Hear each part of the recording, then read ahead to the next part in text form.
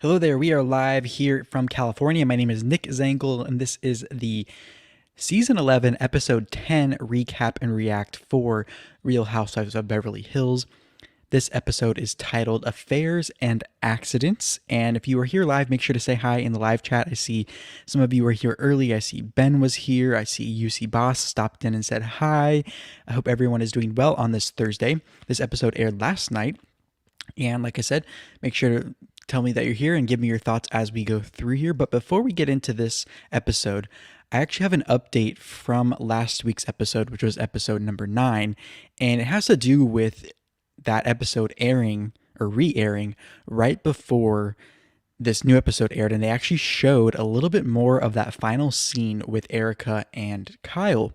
And in that extra scene, we got a little bit more information out of Erika regarding her situation with her divorce and the revelations about her now ex-husband Tom, in that she shared that she actually talked to her husband, confiding in her son, and basically him being her source of comfort and him telling her not to let this define her. And so I thought that was interesting because I was very curious to know how Erika's son was going to react to this, considering he is in law enforcement, and this is a huge legal scandal with his now, I guess, ex-stepfather, if you will. So that was a quick update I wanted to share with you all. That didn't air last week, which would have been a big deal if it was aired. I would have talked about it, but it did not air until this week. So let me see who else is here. I see the Malibu Wolf is here. Hello. Make sure, let me know if everything sounds good. I just want to make sure don't have the wrong setting on accidentally and whatnot. I double checked everything, so it should be good, but just give me a thumbs up or all good or anything in the chat as we go. But I'm going to continue on. So we started this episode with the montage of all the girls in their homes packing for their girls' trip to La Quinta. And I see, oh, hey, Violet. Good to see you as well. Make sure, like I said before, make sure everything's good. Nastia's here as well. Hello, Nastia. I'm doing well, Violet. Hope everyone else is doing well. I know it's been a week since we've talked. I didn't do any other lives this week, so hopefully everyone is doing well. But we are in Block A, which means, like I said, we started with the montage of all the girls getting ready to pack for their girls' trip to La Quinta, which is where Kyle has another home. And if you're wondering where La Quinta is, you're not familiar with California, it is basically right outside of Palm Springs, which is just east of Los Angeles in Southern California in the desert, kind of near where the Coachella, I guess it is the Coachella Valley. So the Coachella Music Festival is right in that area. So that's a place where people stay when they're going to the festival. But we see here Lisa Rinna with her dog in a cone. We then see Dorit packing with her son and daughter, helping her pack, and this is her assistant there as well. Then we go to quick thing of Sutton on the phone with Kyle, stressing about packing. Kyle saying they want mostly casual outfits, but they are going to dress up maybe one night. And we also learned that Erika, Garcelle, and Crystal are opting not to stay at Kyle's house in the desert, but want to stay in a hotel because I guess they feel more comfortable with that. I don't know.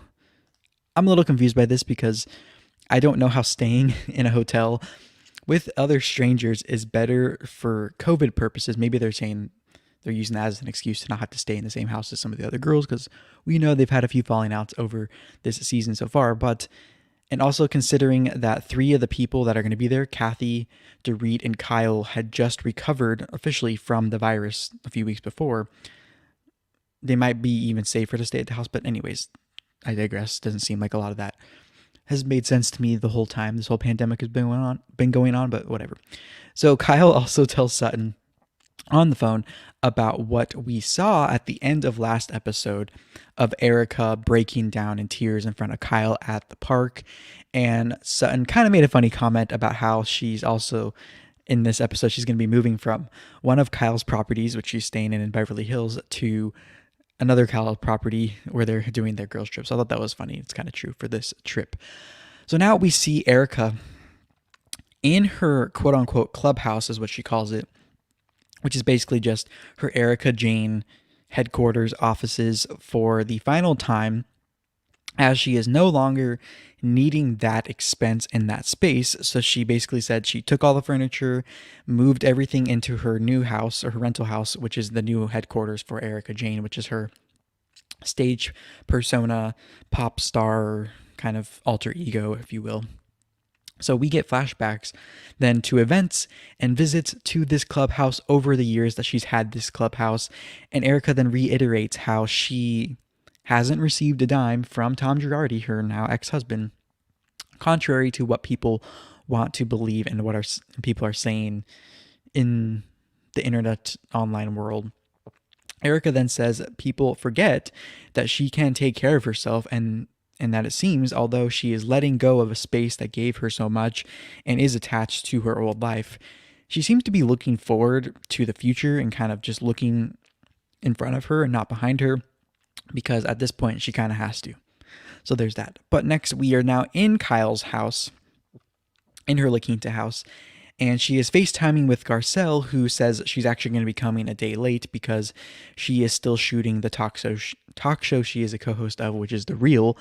And we get flashbacks then to Kyle and Kim over the years, who used to be a housewife on the show, in the desert, and as a place that they've gone to their whole life, whether it's they went for Easter or different holidays or just for vacations and whatnot. And so then we finally get some of the girls arriving, which we see Lisa Rinna arriving, and they are kind of jumping for joy, and obviously their hair and all that stuff is going around, so I thought that was kind of funny. So clearly they are excited to get out of Los Angeles area again after they went to Tahoe a few weeks ago. But Kyle is then assigning rooms this time, so there's not going to be any of that room picking drama that happens to a lot of the housewife trip things that go on. And so Dorit then arrives right after her, and there are then some switches to who is staying in a hotel and who is staying at the house. Then Kathy arrives with this big ass candle. It looks like a bucket. And I don't know what she was thinking. It's a candy cane thing, so it's clearly the holidays, so maybe that was her thing, but it's like a giant candle. I don't think I've ever seen a candle that big. But she then tells us that she doesn't really drive a lot by herself, but for this trip, she actually drove herself out to the desert, to this house by herself, and that just shows how much of an effort she's making to be a part of this group. Now, they all start unloading all their luggage and the groceries, and we get actually a similar situation to the Lake Tahoe trip with people carrying their luggage inside. And then Crystal shows up, and Sutton pulls up in her Bentley with her driver, Kathy with her fan in her room to help her sleep. And then what seemed like dozens of bags of groceries for the weekend are being unloaded by Crystal and Sutton, surprisingly, together in the kitchen, which kind of prompts them to complement each other. And in the confessional, Crystal says Sutton actually has reached out to Crystal since that incident last few episodes of them having a few falling outs, and Sutton saying that Crystal's leather pants were ugly in that whole meltdown. And Sutton apparently has texted Crystal to reach out to say hello. And so it seems to be appearing that things are getting a little bit better between Sutton and Crystal. But I am not holding my breath on that one, considering they keep seemingly resolving things, and then it keeps blowing up in our face. But they exchange compliments with each other about their outfits. And then Crystal in her confessional says, although they are doing better, she is still happy that she is going to be staying at a hotel with locks on the door. So this scene ends, or this block ends with Kyle starting to make her quote-unquote famous lasagna, which we will revisit in a few minutes. But Lisa Rinna is then text messaging Erika to see if she has made it in town or if she's very close to arriving. And Dorit updates the girls on what happened that morning with Erika's court appearance regarding the divorce and Tom and all these legal things that have come out in recent weeks in real time when they're filming the show. So earlier that day was the court appearance, and when it's brought up by Dorit, Kyle seems to have known about it and kind of just put it in the back of her mind and was like, oh yeah, I wonder what happened. But Lisa Rinna acted very surprised, as if she did not know that her friend Erika was going to a court appearance over the thing that is the most pressing thing in her life right now. So that was kind of interesting. I don't know if Lisa Rinna was trying to pretend like she's not keeping track of the case, or she really just forgot and didn't know, or I don't know. I don't know. Maybe they're not as good of friends as we think. I don't know.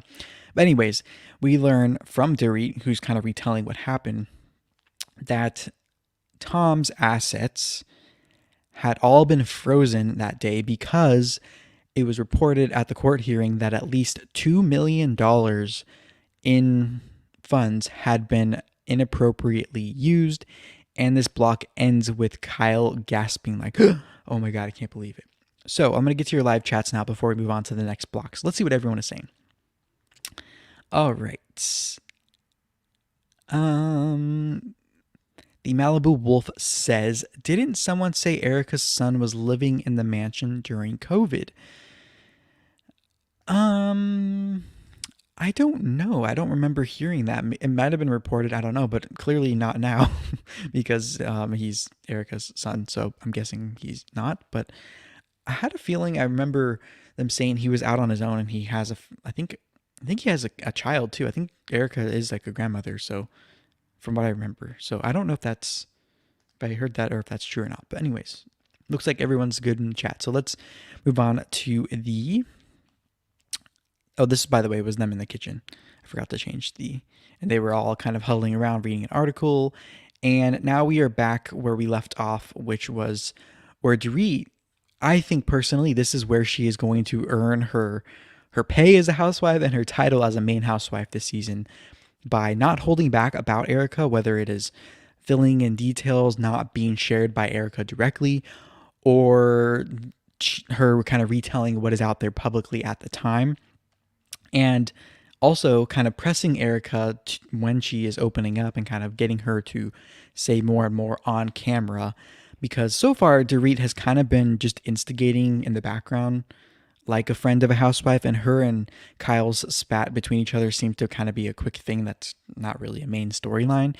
So Dorit then starts painting the picture of imagining not being able to take your money and use it out of your own bank account. And she starts sharing what happened with her and her husband PK in the recent years when he was being sued by a former business partner, and how Dorit got dragged into that, but saying, of course, this with Erika seems to be a way worse, way more serious situation.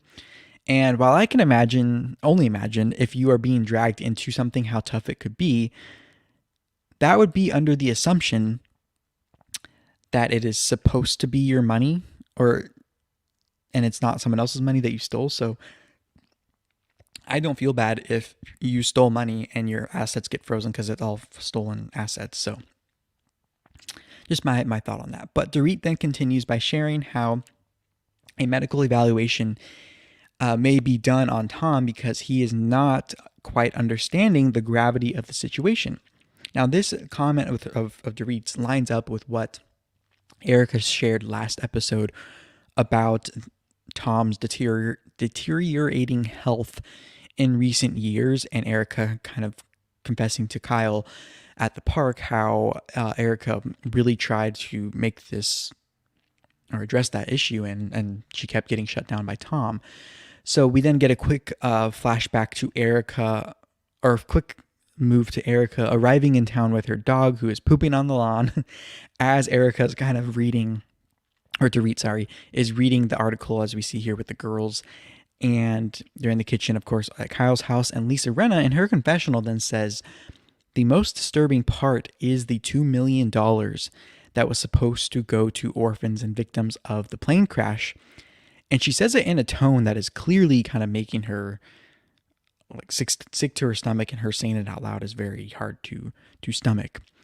So then Crystal and Kathy are all in the kitchen as well, and they're kind of saying that they hope that the opposite of what is being reported is true, and that they still are kind of holding on to hope that this is all just kind of not real and not factual, and that you can't believe everything you read, which is something that was a theme at the lunch where Erika first met the girls after announcing her divorce. So at this point, there are mixed reactions from the girls. And then Crystal in her confessional says that she thinks that $2 million to someone as rich as Tom is nothing. And normally you just write a check to make this type of thing go away. But Crystal clearly is seeing that this is not going away. So Crystal says she thinks all of this is very confusing to her. Now Kyle confirms to the girls in the kitchen what Erika told her about kind of pushing Tom to get checked out because he clearly was deteriorating in health as far as mentally goes. And Erika is then on the phone, or Lisa Rinna calls Erika and says, "Are you going to be here soon?" And Erika picks up saying, "I'll be over in a few minutes. I'm going to change my clothes and I'll be right over." So then Crystal, we kind of move on from this for now, and Crystal then starts making cocktails for everybody. The girls go sit down for a bit, and then Kathy shares in a lighter topic that this is a once in a 600-year eclipse that was going to happen that night. So if you remember what date that eclipse happened at the end of 2020, let me know. Then that will give you a timeline of what day this was filmed on. But Dorit is then on FaceTime with her son Jagger, who it's kind of funny because he asks, "Why are you so lucky, Mommy, to be in the Palm Springs house, and I'm stuck here in this boring house," referring to their home. And then, and I wanted to put this in here because I like continuing to see Dorit talking to her kids, because we saw her struggle with her son in the first few seasons of her being on the show with his speech delays. And so clearly he is not having problems expressing himself anymore. And Dorit then shares that he is sometimes a little too outspoken, but I would venture to guess that Dorit is probably way more happy to have him speaking too much than not at all, considering the struggles of his early developmental years that we're seeing now, kind of that he's moved past. So I thought that was really, really fun to see. So we see the girls are prepping dinner in the kitchen, and Lisa and Kyle are making some sexual innuendos about the eggplant and cucumber that they are cutting up. Crystal and Sutton are then at the bar together, shockingly, being cordial, with Kyle kind of making a joke on the side that it's all fun and games until someone returns your jacket, which is, here you see Lisa Rinna laughing, and I thought that was funny. But Kyle then asks if they got chopped onions at the grocery store for her famous lasagna. And this prompts Kathy to ask, "Well, you don't put onions in your lasagna." To which Kyle said, "Well, you haven't had my lasagna because we haven't been talking for a long time until recently." So they kind of go back and forth and revisit their up and down relationship over the past few years. And we end this block with Erika again arriving at the house with this dark cloud over her, but everyone is hugging and complimenting how good she looks. All right, let's get back to your live chat. Excuse me. The Malibu Wolf says, "Not for nothing, but I remember thinking Tom seemed a little off the last time he was on." So that is going to come up in a few seconds. So I think I will just get right into it since everyone seems to be good in the chat. And so that is going to come up right now. So, or in the next few blocks. So block C starts with Erika, like we see here, still making her entrance, and the girls saying they are there for her. And she says in a way that looks like she is going to sneeze. I'll show you that picture. This is her, which it's not, it was kind of funny seeing it because it looked fake, but it's not a funny situation. But maybe this is her trying not to cry face. I don't know, but it was like she was going to sneeze. I don't know. But she says it is not okay and it won't be okay for a while. And so they all kind of sit down and have a drink. And Erika says her interacting with Dorit and others who have recently had the virus is the least of her worries, because they were all worried about giving her a hug and whatnot. But Lisa Rinna then in her confessional says that you look at Erika and you know what her life was like and you thought maybe she was set for life. But then she adds that you never know what can happen in life and what's really going on. So Erika then starts to open up about the court appearance from that morning, which she says she didn't attend in person because it is a federal case that was filed in Chicago, and that was after Sutton kind of asked why it was in Chicago. But then Kathy asks Erika, have you talked to Robert Shapiro?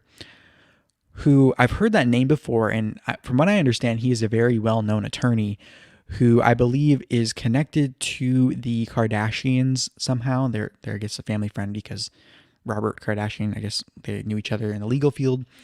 And Kathy stated that he is like a family member to them, and of course they all know the Kardashians, so it all makes sense. But Erika says that she knows Bob, Robert, but doesn't know if he is Team Tom or not, because she's saying there is a lot of that picking sides, which makes sense in a divorce where a household is splitting up and Tom is a very powerful person. So Erika then again confirms that she has not spoken to Tom since the day that she dropped him off at work. He got served the papers and then she moved out of their Pasadena house. So she then goes on to say that she is actually slightly relieved because his lawyers are bringing up his mental wellness, because she said no one would listen to her when she said he was deteriorating over time. And so Erika then says that she is just so drained, and I can only imagine if all this is going on in your life, and Sutton says the same thing, and I think Dorit does too, how could you not feel drained with all this hanging over your head? Whether it was caused by you or not, it would be stressful for anyone, I think. But Dorit then opens up about her experience with her and PK, her husband, getting sued. We already talked about that earlier, but Dorit then says it is very common for spouses to not know all the business dealings of who they are married to. And this kind of prompts a conversation about the basis of marriage being about trust. And Kathy says that she trusts her husband to the point where she would basically sign anything that he put in front of her as far as the document goes, because she trusts her husband. Now, I don't know about you, because I haven't been married, so I don't know if that is sound advice, but when I am married, I don't know if I would follow that advice or advise my spouse to follow that advice. Let me know what you think of that idea. If you're married to someone or you're married, would you just sign anything because you trust your spouse that much? Granted, maybe most of us won't be in a position like Tom and Erika or like Kathy Hilton with that much influence and connections and wealth and whatnot associated with us. I don't know. Let me know what you think. Let me make sure the chat's good. Okay. And then Erika shares the inconsistencies of how people in the media and how people in general are characterizing her, from one minute being this bimbo gold digger to the next minute being this financial mastermind in a matter of days after all this information came out. And so Dorit, in her confessionals, says she never thought that Tom married Erika for her accounting skills. So I want to add that to the list of things I'm curious to know what Erika thinks when she watches the show back before the reunion, see what everyone's saying kind of in their confessional. But even if that's assuming that Erika even watches the show this season, considering what she's going through, and probably doesn't want to relive it any more than she has to. And considering she's not doing any promotional stuff for the show, she didn't show up to the launch or to the premiere party. She hasn't been doing interviews. She hasn't even been doing Bravo shows. So I don't know. Maybe we'll get her first take in the reunion if she shows up to the reunion. Who knows? So we see Kyle and Crystal are now in the kitchen as the girls are here at the sofa, finishing up making dinner and kind of whispering about what is going on with Tom. And Kyle is kind of filling in Crystal on the past few times that they've interacted with Tom, which this is what I said I was going to get to. And we do get flashbacks from Tom being on the show the last time, where he was kind of snapping at Erika and kind of in a little more aggressive, kind of mean way.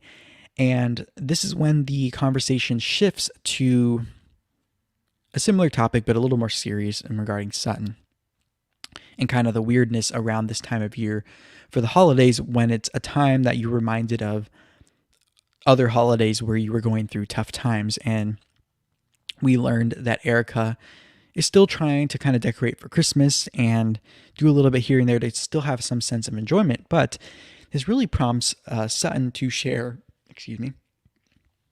about how her father actually committed suicide via gunshot 2 days before Christmas that year.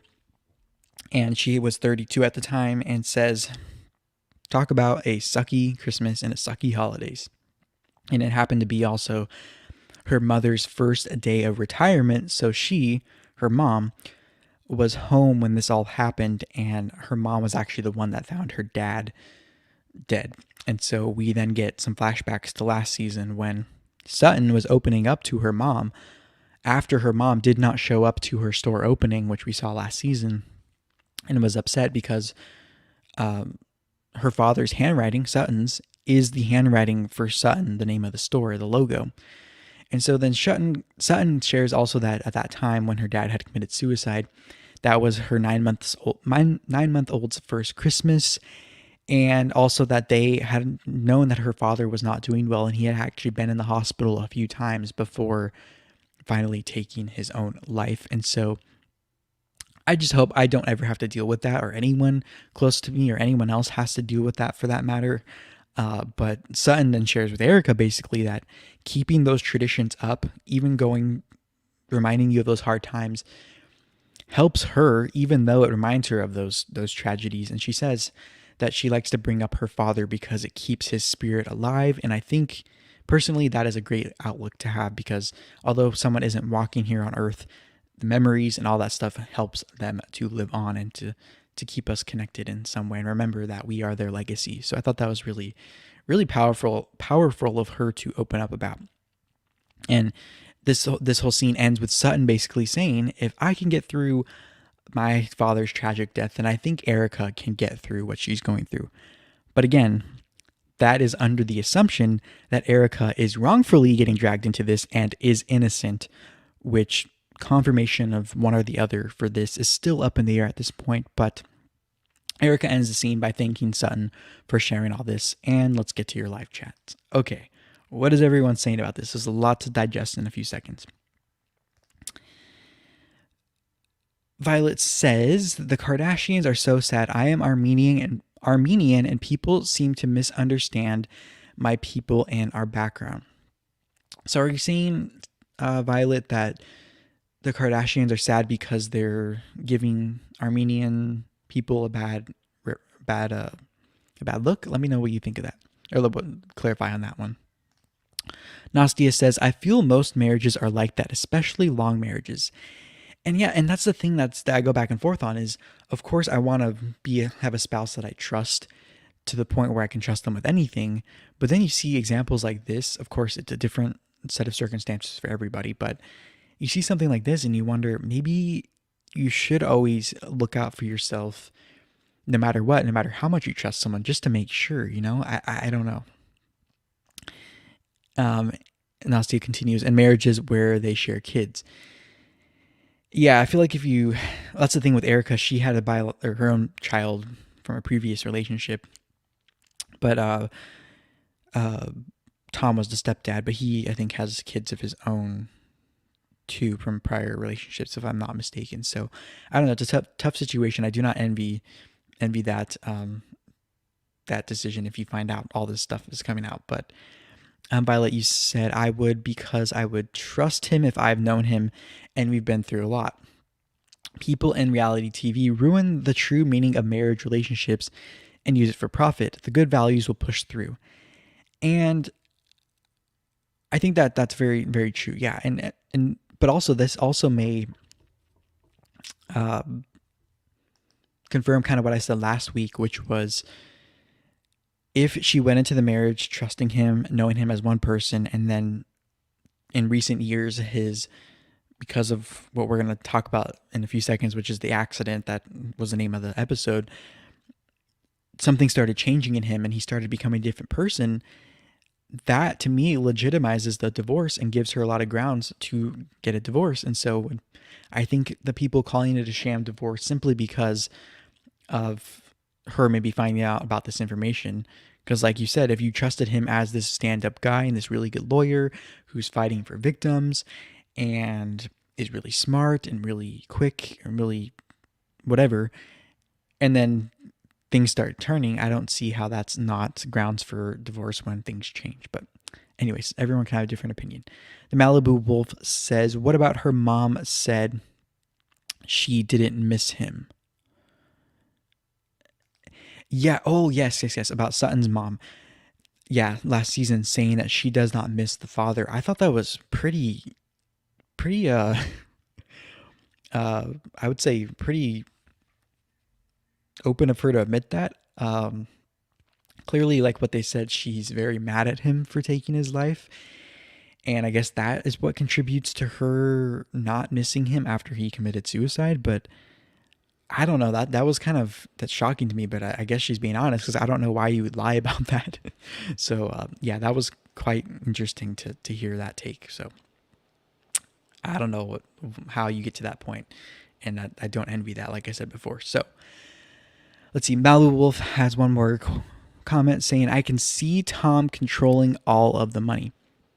Oh, of course. And we're hearing that now. We're going to hear more in a few seconds about Erika opening up more about their marriage. So we'll get right into that right now. But let's go on. So 1 second, and then I'm going to take a sip of water, and then we'll move on.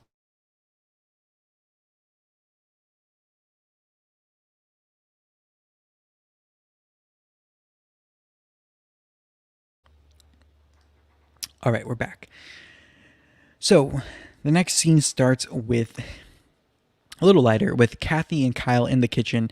Kathy's kind of being the big sister, kind of babying Kyle on how to cook. Kathy is playing a prank on the girls over stale bread that was left over from her brother-in-law, Mauricio, from the week before, by putting it on the table and kind of trying to get them to eat it, even though it's like hard as a rock. But Lisa Rinna then comes out in this sequin jumpsuit, which, let me know what you think of this.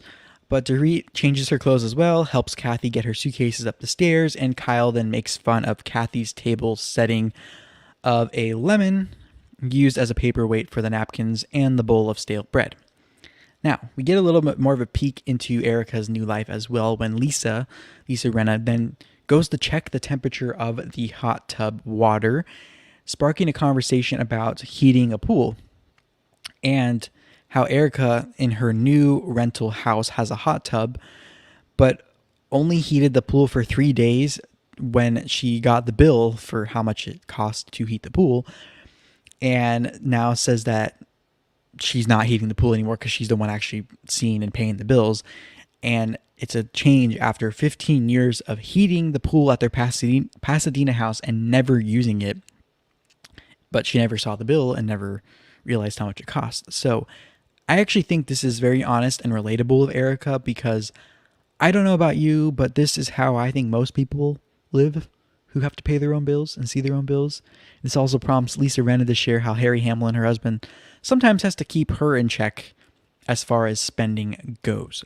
But we are now back in the kitchen, and Kyle and Kathy are there, and Kyle is dropping all the spices from the spice cabinet on the ground and breaking the glass bottles, to which Kathy asks if Kyle has a dustbuster, quote unquote, to which Kyle kind of makes fun of her for calling it a dustbuster, saying, oh, what are we in the 70s? And Kathy, then you can see here, gets a barbecue scrubbing brush out of the drawer to try to sweep up the glass from the ground. And Erika then saves the day, out of all people, with an actual broom and dustpan, saying, I love to sweep. And so I thought this is the funny scene, and it ends this whole block with us hearing Kyle breaking another spice bottle. So that was the end of this block. But let's see what everyone's saying. Violet says, yeah, that's what I meant. They made people have negative views and assuming we are desperate for money, which takes away some remarkable history. And I want to know, Violet, too, about along the Kardashian line, if you guys are just joining, what you think of them eventually coming around as far as the Kardashians go to showing and visiting Armenia and talking about the Armenian genocide and kind of being advocates for that on the show. Let me know in the chat. We can talk about it towards the end, but let me know if you think that kind of helped you make up for it, or if they still did a lot of damage. Let me know. The Malibu Wolf says, great scene of the two sisters laughing, needed Kim. Yes.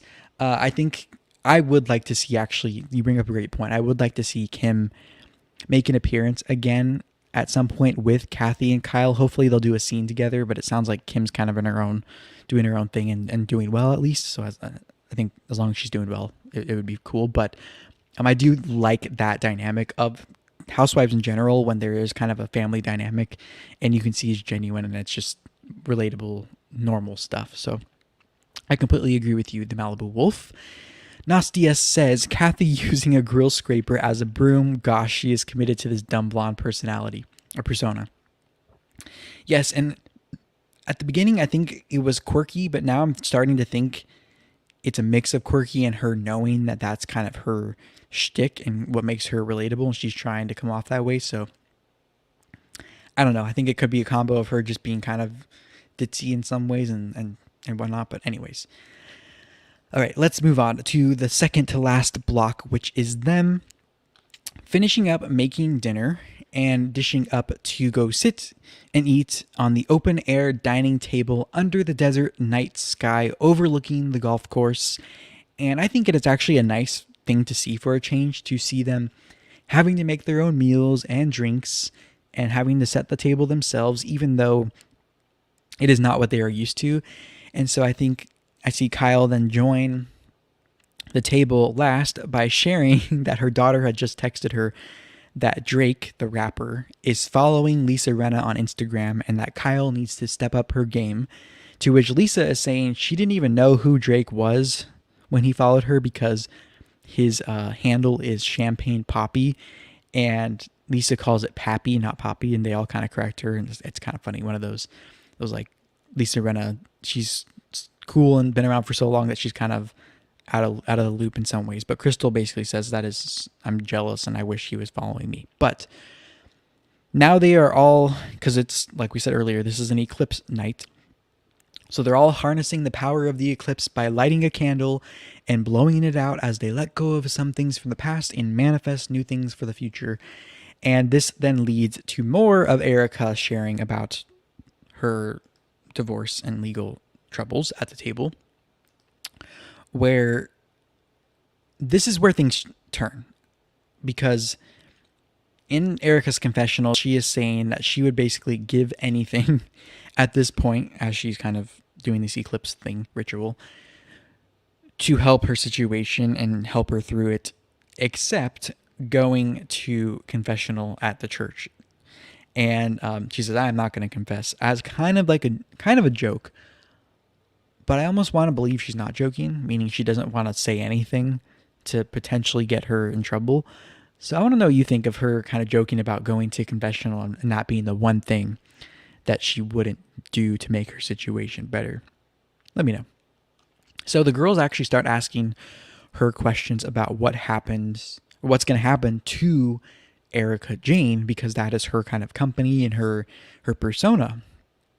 Erika answers that she doesn't know and shares about her having just ended her lease in her clubhouse, and Dorit kind of mentioning what was reported in the news, which was that Tom does not want to give Erika any spousal support.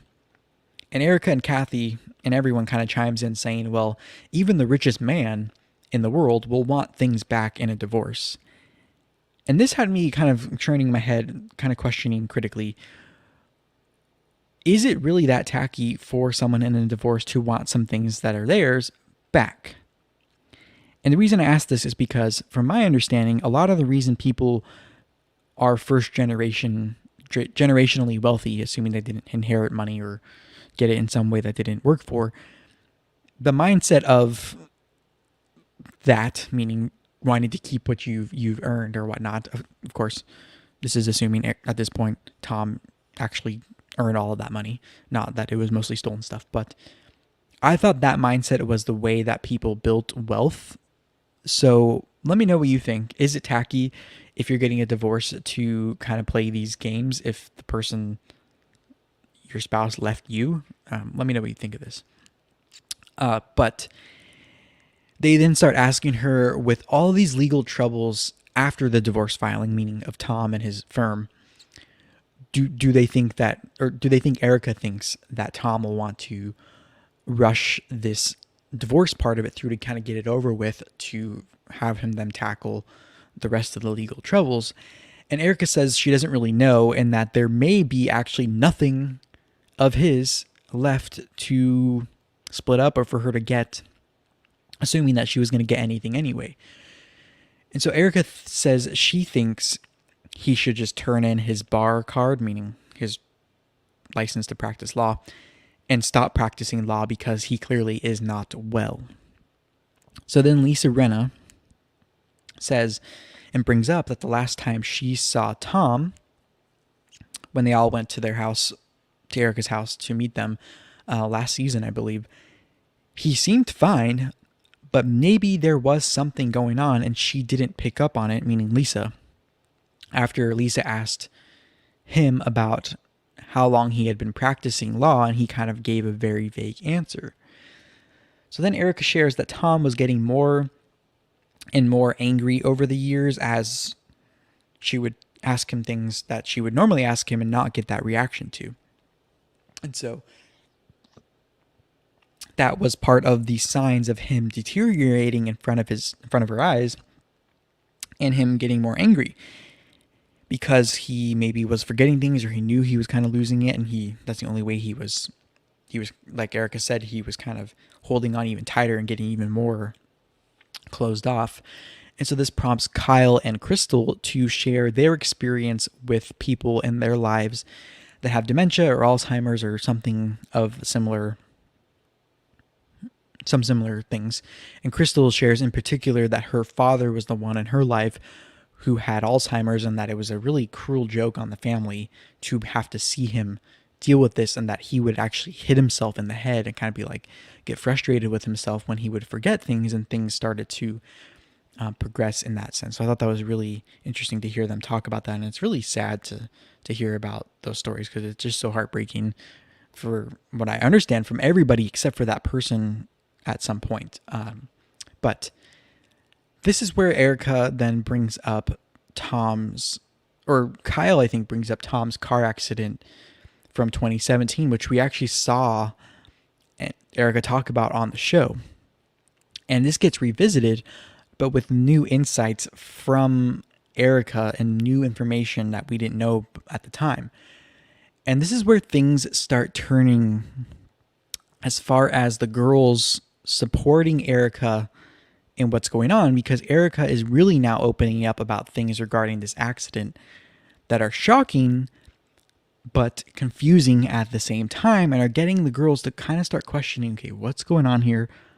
Are we being told the truth? So Kyle is the one that says that in her confessional that accident never came up again after she asked Erika about it, because Erika is really good at avoiding topics she does not want to talk about.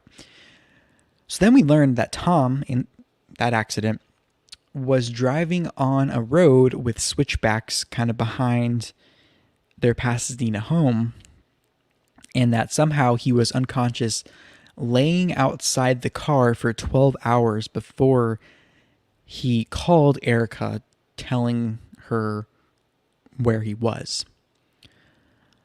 But Erika then says she told everyone at the time that he had hurt his ankle, but he actually had also broken his shoulder and had head injuries after, quote unquote, driving off the cliff, meaning that back road switchback in their house. And Erika's clearly uncomfortable talking about this, so I don't know if she's uncomfortable because she has to confess all this stuff she didn't tell before, or it's embarrassing, or maybe she's not telling the truth, or she's fabricating this. I don't know. But she explains that somehow the car was up on the hill and that he ended up outside the car on the ground down the hill. And that the car was totaled, we were told at the time. And so there's all these conflicting things going on. But Sutton actually says what we're probably all thinking, which is she's confused by this story. And she says that in her confessional, because he drove off the cliff, but the car was higher up than Tom, and was the car totaled or not, and all this stuff. But before we get to the final block, I want to see what everyone's thinking about this. Violet says, I get what you mean, especially how Turkey wants to kill the Armenian people and America standing with Turkey. Yeah. However, I'd rather have people not know who Armenians are than to think of Kim Kardashians. I mean, you have a good point. I mean, you're completely entitled to that opinion. Fortunately, we don't have control over the Kardashians at this point. It seems like they're here to stay. So it is what it is, I guess, at this point. The Malibu Wolf says, guilty or not, she has a lot coming down on her, and it was just before Christmas. Yeah, and I think, I think anyone, whether you're guilty or not, is a lot to handle. I do think in the back of my mind, though, if she knew she was guilty, would she be reacting this way? I'm trying to understand if guilty and her actions match. And I don't know at this point. I'm kind of confused a little bit. Let's see. The Malibu Wolf also said that accident story, that the story was told so matter of fact, die laughing.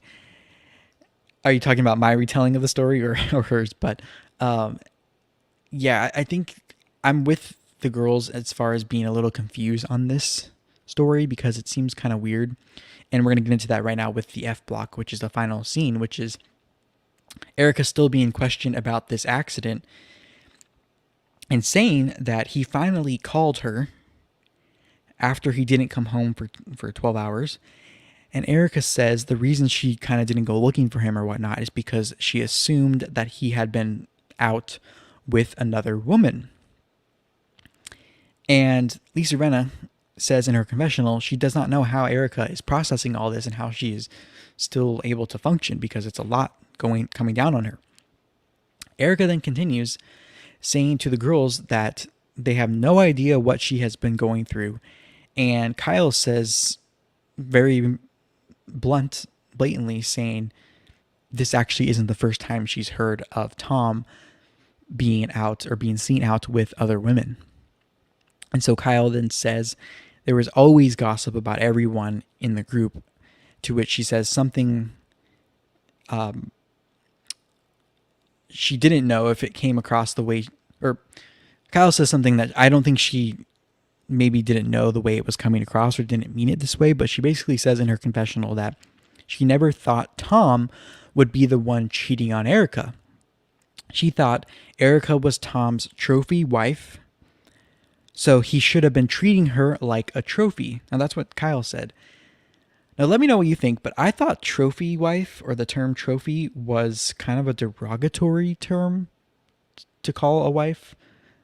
But let me know if I'm mistaken. I'm not sure if I'm understanding that correctly. I thought it was a derogatory term. But anyways, meaning like they're just kind of a side piece for you and you just stick them where you want them and they just sit there and be quiet and look pretty kind of thing. That's what I thought trophy wife meant, but I don't know. So Erika then continues by saying she never looked at any papers or his phone being suspicious of anything going on as far as him cheating or going behind her back doing things.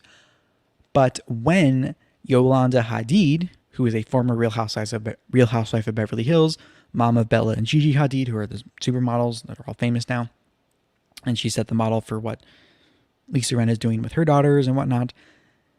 When Yolanda divorced David Foster, who is the record producer, Celine Dion fame, all the things, when they divorced, Erika says that's when she started looking at Tom's phone and found evidence of text messages and pictures over many years, and that he was very sloppy in doing these things, and he wasn't even trying very hard to hide things, and that he didn't even deny that any of it was happening, because she said that he thought, or she said that she thinks he thought that she would not leave him no matter what, and that he would just treat her like he owned her, when he even tell her that it's his house, not their house that they were living in. So Erika then basically finished off this conversation by saying thank you to all the girls for understanding and listening to her. And she says that although she isn't okay right now, she thinks she will be okay at some point. So Sutton then kind of shifts the conversation to kind of lighten things up by offering up dessert. Kyle and Lisa then hug Erika as Kathy kind of watches on, and they're all kind of just comforting her as she shared all this. Then Sutton in her confessional says that this divorce and this whole storyline is like a movie that she would not want to be starring in, and I completely agree with Sutton on that one. So the episode ends with them eating dessert, and Lisa Rinna basically sharing that morning her husband woke up and asked her, how did Scott Disick end up in our lives? And Lisa kind of in denial, sharing with the group that she thinks that her daughter dating Scott Disick, speaking of the Kardashians, that she thinks they're still just friends, but everyone's like, Lisa, you're in denial. They clearly are not just friends. Anyways, that ends the episode, but the preview is the preview for the rest of the season, which indicates that we're about halfway through, maybe a little less than halfway through the season at 10 episodes. So the preview showed that, from what I see, all the people who have been kind of saying the girls are covering for Erika now that, or are now going to have to eat their words, because it appears that they are going to start questioning everything with Erika to her face. At least a lot of them are going to. And it also looks like Sutton and Kyle are going to fall out with each other. Garcelle and Dorit are going to fall out. And Erika says to Sutton, quote, "If you ever call me a liar again, I'm coming for you." And that is not a threat, it is a promise. To which Sutton is clearly shaken up by this. So it looks like things are still going to get pretty crazy this season. So let's see how everyone is doing. All right, Violet says, "Thank you for letting me share my opinion. I'm sorry for drifting off topic." No, I think it's on topic. I think it's on topic because we have them knowing the Kardashians, them bringing up a lawyer who is relevant to the Kardashians. We have Scott Disick dating one of them, so I think it's good. Ben says hello. The Malibu Wolf says something Yolanda said.